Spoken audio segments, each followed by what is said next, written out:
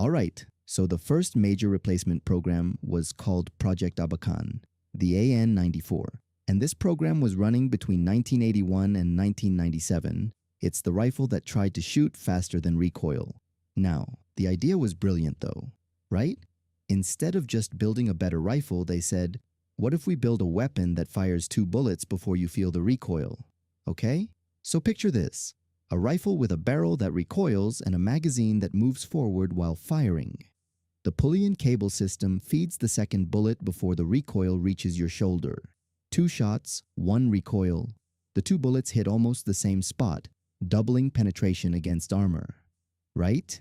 This is science fiction stuff, at least that's what they were going for at the time. But here's the problem.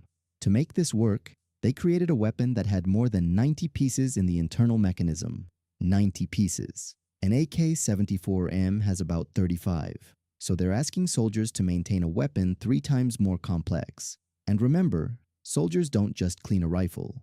They clean it in the dark, in the mud, in the cold, with numb hands. Every extra piece is a point of failure. Now the second problem, well, the 2-round burst at 1,800 rounds per minute was impressive, but the standard fully automatic mode was only 600 rounds per minute.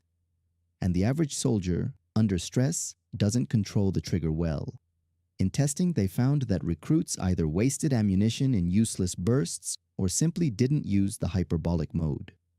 So you've got this complex, expensive, hard-to-manufacture weapon that doesn't actually improve the average soldier's performance. Right? That's problematic. The third problem was the magazine. To feed that recoil system, the magazine had to be tilted several degrees and physically moved during firing. But with the tilted and mobile magazine, reliability in adverse conditions plummets. Mud, sand, ice, any contaminant, and the feeding system jams. I mean, the reliability was inferior to the AK-74M in any condition that wasn't a test range. Completely inferior. Therefore, the Russian Ministry of Defense adopted the AN-94 symbolically, but it never replaced the AK-74M. They'd spent years of development. They had 0 rifles to show for it. 0. Program number 2, the AK-107. So what a lot of people don't know is that during the Abakan program, the AN-94 wasn't the only crazy concept on the table.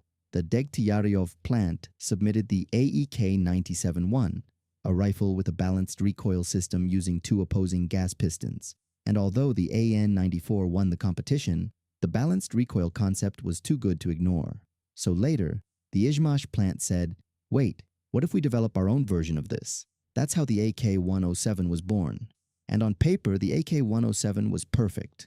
I mean perfect. It was designed at the Izhevsk machinery plant, the same Russian factory that produces some of the world's best firearms. It used that same balanced recoil system with 2 opposing gas pistons instead of just 1, which meant practically 0 barrel climb.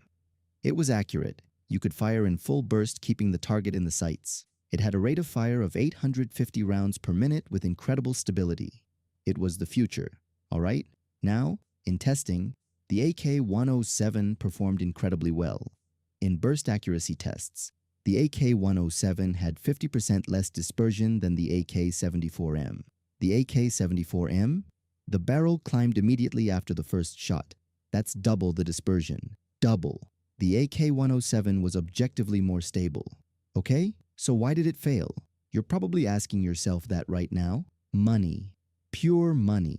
Because the Russian Federation was in the middle of the post-Soviet economic crisis. They simply didn't have the budget to replace millions of AK-74Ms. The Izhevsk plant said, we can manufacture it. The Ministry of Defense said, we can't pay for it. Right? They prioritized tanks and missiles, hard. So the mass adoption program stalled in the early 2000s. The factory tried to salvage the weapon by offering it for export in 2011. But then, international sales never took off. And why? Well, because the world was realizing something important. They were flooded with cheap gray market AKs. They didn't have the need for a high-tech rifle with specialized parts. They needed functional and cheap rifles. Right now. Therefore, the AK-107 died as a replacement. Not because it was bad, but because the money and timing were wrong. To this day, The only place where a derivative version is used is some Russian special units with the AK-108 and AK-109. That's it. One of the most stable rifles ever designed, killed by economics. I mean, you can't make this up. Let me ask you something though. What does this tell us about military procurement? It tells us that technical superiority doesn't matter if you don't have the budget to implement it, right? Lesson learned. Program number 3, the AK-200.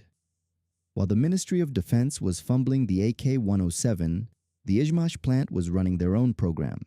They wanted a modernized AK-74M replacement just for special forces. And in 2010, they presented the AK-200, okay? So the AK-200 was different. It came in 2 versions, the standard AK-200 in 5.45 and the AK-200 chambered for 7.62. Both used a traditional long-stroke gas piston system for maximum reliability. Both had Picatinny rails on the receiver cover. Both had telescopic folding stocks, railed handguards, and an ergonomic pistol grip. This was modernization done right. All right, in testing, the AK-200 performed even better than the standard AK-74M. In accuracy tests with optics, the AK-200 had significantly less dispersion compared to the AK-74M without rails. It was reliable. It was compatible with modern accessories. Russian special forces liked it. I mean, they liked this rifle. But here's where it gets interesting. In 2012, the Ministry of Defense rejected the AK-200. Wait, what? Right? They rejected the most obvious modernization? This makes no sense. The official reason was problems with the receiver cover holding 0. The real reason, though? Well, the existing AK-74M already worked and they had millions in warehouses. Think about it. If you're the Russian Ministry of Defense, you have a limited budget. You're not going to replace a proven rifle with something that's essentially cosmetic. So they said, we'll keep the AK-74M with side rails when we need optics. We'll keep the existing reserves when we need numbers. Right? Simple. Now, this is a critical moment in our story, because what the Ministry of Defense figured out was that you don't need a completely new rifle for modernization. You need the right rifle with the right upgrades. The AK-74M gave them a proven platform with decades of service. The upgrade kits gave them modern capability. The problem is sort of solved. But notice what happened here. The Russian armed forces found a solution by admitting the AK-74M is sufficient and supplementing it with rails and optics. The manufacturer, though? Well, the manufacturer wanted to sell completely new rifles. And that's where the next program comes in. Program number 4. The Ratnik competition, AK-12 versus a 5.45, 2011 to 2014. The test that proved nothing. All right, so by 2011, the Ministry of Defense decided to try again. This time, they'd do it right. Let's do an open competition. May the best rifle win. Right? Sounds good to all the gun factories. And they called it the Ratnik competition. And the lineup was impressive. The AK-12 from Izhmash with ambidextrous fire selector and integrated Picatinny rails. The A545 from the Degtyaryov plant with the balanced recoil system of the AEK-971. The modernized AK-1033 with rails and adjustable stock, and several others. Now, each of these rifles represented the cutting edge of Russian small arms design. The A545, for example, used a balanced recoil system with 2 opposing gas pistons that virtually eliminated barrel climb. You could fire in full burst, maintaining an accuracy that no standard AK could match. That's incredible. I mean, that's the dream, right? The AK-12 had already generated enormous expectation. It was the first complete redesign of the kalashnikov platform in decades. Its ambidextrous fire selector system was so intuitive that you could operate it with your thumb without letting go of the grip. This thing was the future. So after all this testing, after collecting data on accuracy, reliability, durability, and soldier feedback, which rifle won? Both of them. Both of them. In 2014, the Ministry of Defense announced that both the AK-12 and the A545 would be adopted. Their reason? Well, each rifle has its own advantages, and we will adopt them in parallel. Let that sink in for a second. They tested rifles that were objectively superior to the AK-74M rifles that were more accurate, rifles that soldiers preferred, and the Ministry of Defense said, let's adopt both, but only mass buy the AK-12 and give the A-545 to Special Forces. So what really happened here? Well, the Ministry of Defense had spent the previous decade upgrading the AK-74M fleet. Better rails, better optics, better accessories. And they'd fixed enough of the AK-74M's problems that the gap between it and the competitors had shrunk. Not because the AK-74M got that much better, but because the Ministry of Defense still didn't have the budget for a total replacement. Does that make sense? So this is a pattern you need to understand, okay? Every replacement program fails, then the Ministry of Defense makes some incremental improvements to the AK-74M. Then they start a new replacement program with an even tighter budget. It's like running on a treadmill that keeps speeding up, right? You're never going to win. Therefore, by 2014, the industry was exhausted. They'd spent millions developing these rifles, and the Ministry of Defense just said, we'll buy a few. Just like that, the AK-74M remained the main rifle, and the A-545 was relegated to symbolic adoption for special units. But something else was happening during this time that would change everything. Program number 5, the AK-12. Now, while the Ministry of Defense was canceling programs, the Kalashnikov plant was quietly doing something radical. The AK-12 they had presented in Ratnik was too ambitious and expensive, so they did something very Russian. They scrapped the design completely and started from scratch with something simpler. In 2018, they presented a new AK-12 based on the AK-400, which was basically a deeply modernized AK-74M. Same gas piston system, same caliber, but with integrated Picatinny rails, telescopic stock, and improved controls. The Ministry of Defense officially adopted it, okay? And on paper, this was exactly what they needed. It fires 545. It weighs about 7.5 pounds. They were finally going to replace a rifle that had been in service for more than 40 years. But here's the reality. The initial orders were small, very small. The AK-12 model 2018 entered limited production, mainly for evaluation and some special units. It wasn't the massive replacement they expected. Why? Because despite all the expectation, the weapon had problems. The ambidextrous fire selector broke, the stock loosened with use, and the Ministry of Defense once again looked at their warehouses full of AK-74Ms and said, we'll wait. So, the AK-12 of 2018 didn't exactly fail, but it didn't triumph either. It was another case of symbolic adoption disguised as modernization. The problem remained unsolved. But then the war came, and everything changed. Program number 6, the AK-12, 2023 redesign. Alright, so in 2023, the Ministry of Defense began the AK-12 redesign with a completely different philosophy.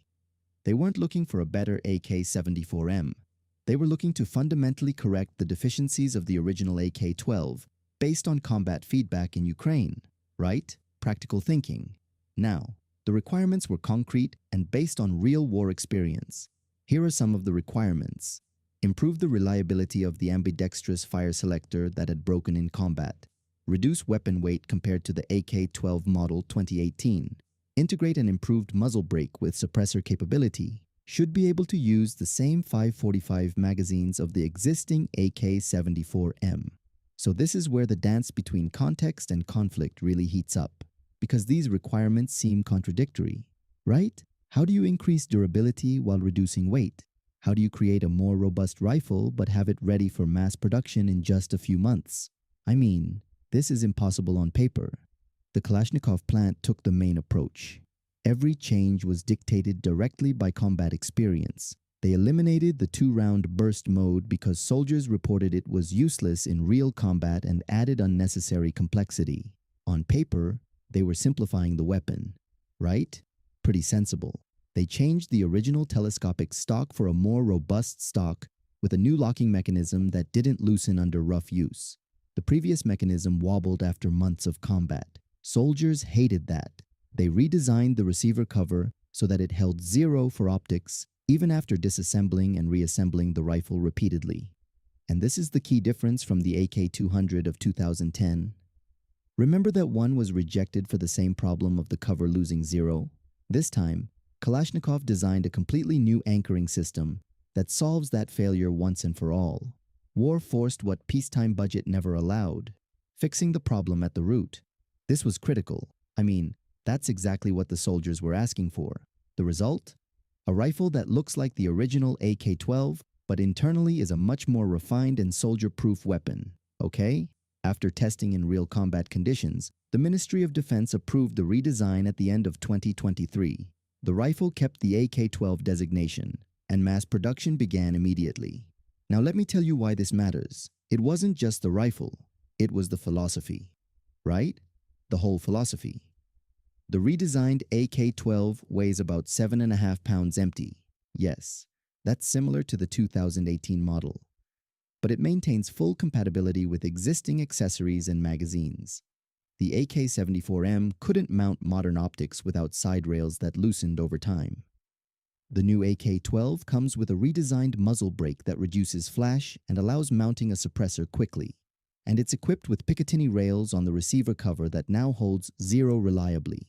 Basically a stable platform for any optic. This system turns every rifleman into a more precise shooter. I mean, think about that. Every rifleman becomes a more effective shooter.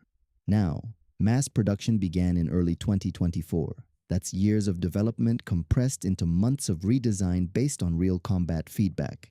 Kalashnikov is producing thousands of units to equip frontline units that are using the weapon in active combat right now. Here's the trade-off though. The redesigned AK-12 is still more expensive than the AK-74M. A basic load of magazines weighs the same as before. The caliber didn't change, so soldiers carry the same amount of ammunition. But each round is more effective because the weapon is more accurate and easier to control. Does that make sense? The Ministry of Defense is betting that ergonomics and precision matter more than maintaining the status quo. They're betting that with direct feedback from soldiers in Ukraine, the rifle is finally good enough for a gradual replacement. This is the key difference. For decades, the philosophy was, the AK-74M is good enough and we don't have money to replace it. Now they're saying, combat experience forces us to improve, right? Complete reversal. Will it work? Well, we're about to find out. Initial fielding began in 2023 to combat units in Ukraine. By the end of the decade, the Ministry of Defense plans to equip all close combat forces with the redesigned AK-12. So what this teaches us? More than 40 years, 6 programs, millions spent. Only one seems to be working. Why? Because every failed program tried to make a better AK-74M. The AN-94 was faster. The AK-107 more stable. The AK-200 more modern. All with the same assumptions, same caliber, same weight, same cost. But the redesigned AK-12 did the opposite. It got rid of what didn't work and fixed what the soldiers were asking for. And that's all for today. I hope it was interesting. If you like this type of content, be sure to like and subscribe and leave your comment below. See you in the next video.